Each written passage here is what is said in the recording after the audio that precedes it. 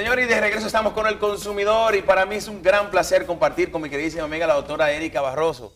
Buenos días, doctora, ¿cómo está usted? Buenos días. ¿Cómo se siente? Divina, Qué, mejor. qué bueno que esté aquí con nosotros en el día de hoy y qué mejor, doctora, para hablar de este tema tan importante que es los hongos en la cabeza. Estuvimos hablando un poquito fuera del aire y usted me decía que es más común de lo que yo puedo imaginar y realmente es así. Sí, muchas veces incluso el paciente tiende a pensar que él es el único que le está sucediendo y no puedo negar lo que hay una afectación incluso emocional por la lesión que puede haber, pero es más común de lo que se piensa, es más común de lo que creemos realmente. ¿Qué son los hongos, doctora? En general, porque supongo que la definición sería igual para cualquier tipo de hongos. En la cabeza, exacto. No, en el caso de cuando hablamos de hongos, sí, es una familia muy amplia. Sí. En el caso del hongo de la cabeza, que es lo que tú has querido traer a la palestra hoy, sí, estamos hablando de un hongo de la familia de los dermatofitos.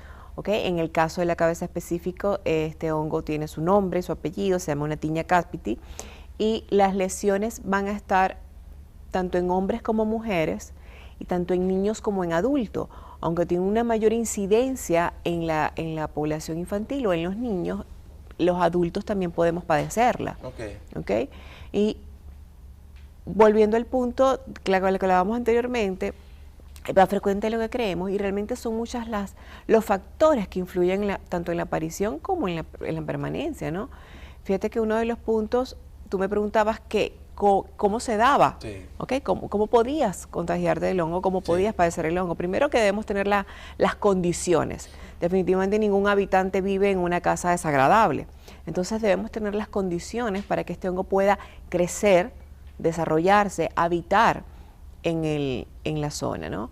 Es un hongo que va a afectar la capa externa de la piel, en este caso, en el caso de la cabeza, estamos viendo que la afectación va a ser netamente en el cuero cabelludo y en el cabello per se. Sí. ¿Ok? ¿Qué condiciones deberíamos tener o cuál es la condición principal que busca este hongo para poder habitar, para poder crecer y desarrollarse? El tema de la temperatura. Son zonas cálidas, son zonas que se mantienen húmedas, que mantienen una humedad. Él necesita estas características para poder hacer su crecimiento, de lo contrario él no podría desarrollarse. Y por uno se preguntaría, ¿cómo en la cabeza? Porque uno entiende que la cabeza es una de las partes más expuestas, la que está más cerca del cielo, del sol, de la exposición al sol y demás. ¿Cómo se pudiera acumular humedad en la cabeza? Y me gustaría que me explicara esa parte. ¿De dónde viene la humedad de la cabeza? Recuerda que el detalle está que el cuero cabelludo no se mantiene completamente, no es seco, mantiene una humedad, sí, ¿no? Para poder mantener su tejido. Sí. Y aunado a esto, hoy en día entiendo que hay miles de factores que nos influyen. Lo hablábamos ahorita, el tema de las gorras, no es un mito. El tema, en el caso de las gorras, sí. Sí, de la gorra de la cabeza, ¿no? Sí. Sabes que hay hombres principalmente que su transcurrir del día es con la gorra en la cabeza. Sí. Bien sea por gusto o por moda, pero es lo que ocurre. O por necesidad, porque están expuestos al sol tal vez. Muchos. O por necesidad, claro, exactamente. Sí. De igual manera, te tocaba el punto del aseo personal, de la higiene personal, ¿no? Yo creo que realmente, aunque esté el boom a nivel mundial, que lo hablamos ahorita del tema de las extensiones, el tema de las pelucas, es algo que realmente afecta el cuero cabelludo y que te está dando las condiciones para poder permanecer ese hongo allí. Usted tocó dos factores ahí que quisiera ampliar. Primero, la higiene personal. Luego vamos a hablar de las extensiones de las pelucas. Pero empezamos por la higiene personal. ¿Cuál es la relación que tiene la higiene personal con el tema de los hongos en la cabeza? Si tú le estás dando un hábitat adecuado a este hongo para vivir, ¿ok?, va a ser muy difícil salir de él o poder atacarlo. Uno de los temas con la higiene es que a través de la higiene tú puedes eliminar o combatir, ¿okay?, la vida de este hongo. Incluso los pacientes con tiña, ¿okay?, o con hongos en la cabeza, como tú les llamabas a este tema, sí, por lo general o en un alto porcentaje reciben, ¿okay?, tratamientos. A la hora de su higiene personal, a la hora del lavado del cabello, del lavado de la cabeza, se realiza con champús medicados, para de esta manera contrarrestar y combatir la vida del hongo. Entonces, si tú tienes un paciente o si tenemos una persona que padece de tiña o padece de hongo de la cabeza y a esto le sumamos el hecho de que no tiene una higiene constante, que su lavado de cabeza es una vez cada 7 días, una vez cada 15 días, pues es mucho más difícil contrarrestar la vida del hongo. Es importante esa parte. Y hoy en día es muy frecuente el hecho de que hay personas que no hacen la higiene de la cabeza o el lavado del cabello hasta 7 a 15 días. 7 y 15 días sin lavarse la cabeza. Exactamente. Sí. Yo creo que lo menos dañino que le puede caer hongo en la cabeza es durar 15 días sin lavársela. Sí, porque fíjate que inclusive está el tema de los champús secos. Sí. Hay muchas mujeres que hoy en día se han habituado al tema del champú seco, y el champú seco realmente lo que está quitando es el exceso de grasa, de oleosidad y de residuo que puede estar en el cabello per se, pero el cuero cabelludo va a permanecer. Incluso si no se retira muy bien, queda el depósito de este champú seco sobre el cuero cabelludo. Y el tema entonces que usted hablaba de la higiene, pero también hablaba de del tema de las pelucas. De las pelucas y las extensiones. Las pelucas y las extensiones.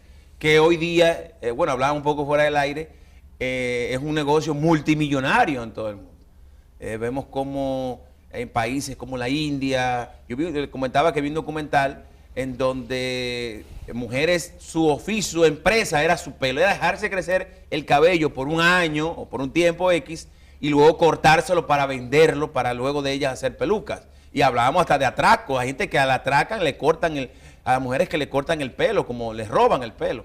Entonces, explíqueme qué pasa con estas extensiones, con estas pelucas que pueden causar hongo. El tema de las pelucas y las extensiones, volvemos al mismo punto. Le estoy creando una condición de humedad y de calor, de una temperatura cálida al cuero cabelludo. Para ponerte las extensiones se debe hacer un tejido en el cabello, que mantiene toda la parte del cuero cabelludo. ¿Cómo te explico? La mantiene, para mí es como un tejido, como una malla que se mantiene ahí conservando esta humedad. Entonces, es un lugar muy propicio para que el hongo se instale, ¿no? Y por lo general, las extensiones permanecen con la persona, la mujer que está utilizando las extensiones, permanece en larga data. O sea, hay mujeres que tienen años con el tema de las extensiones y las pelucas. Incluso ya pasan a ser parte de ella y cuesta mucho inclusive poder retirarlas y que ellas acepten psicológicamente el hecho de quitarse las extensiones.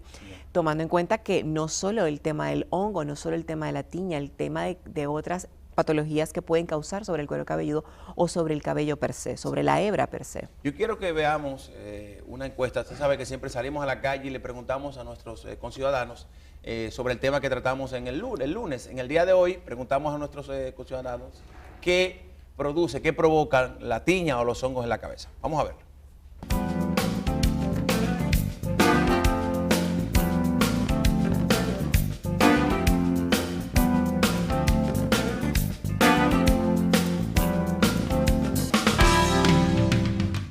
Es una psoriasis que se produce en el cuero cabelludo, una capa. Algunas personas por descuido, por falta de higiene, van creando esa capa grasosa, pero eso es producto de la misma naturaleza, porque el cuero cabelludo necesita a veces esa psoriasis. Lo que pasa es que hay personas que se le hace demasiado productiva y reproductiva, pero es imprescindible la capa. No sé, porque nunca me ha dado. Es un parásito en la cabeza, en las uñas, en los pies. Eso vendrá de la sangre. La falta de higienización en el cabello.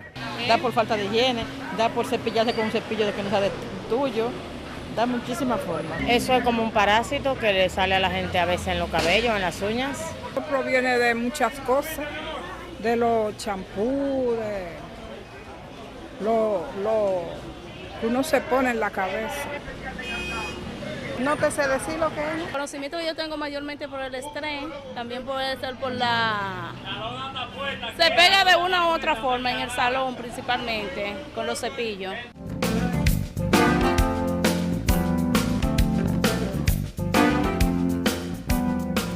Doctora, ¿qué le pareció? Eso me gustó. ¿Sí? Eso me gustó. Bueno, hay muchas opiniones diferentes. Hay alguna que hablaba de estrés, hay otro que habla de psoriasis, habla de una capa que era necesaria.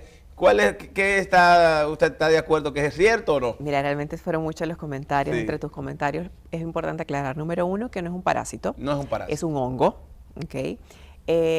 Número 2, ¿No está en la sangre? No está en la sangre, no. No. Número 3, o sea, es un hongo que ya lo dijimos, ataca la capa superficial, o sea, entra de manera externa, atacar la capa superficial del tejido.